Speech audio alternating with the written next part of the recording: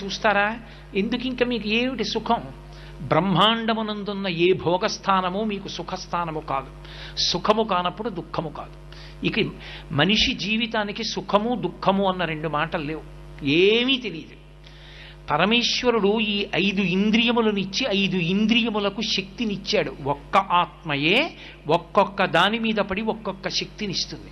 నానా చిద్రఘటోదర స్థిత మహాదీప ప్రభాభాస్వరం జ్ఞానం యస్య చక్షురాదికరణ ద్వారా బహిస్పందతే అంటారు శంకరాచార్యులు వారు దక్షిణామూర్తి స్తోత్రంలో.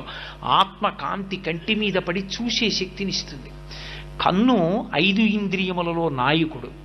నయన నాయక.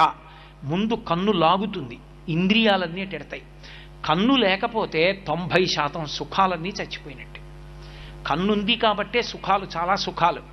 అటువంటి కంటిని నాకిచ్చి ఈ కంటితో నా కొడుకుని, నా కూతుర్ని, నా మనవల్ని, నా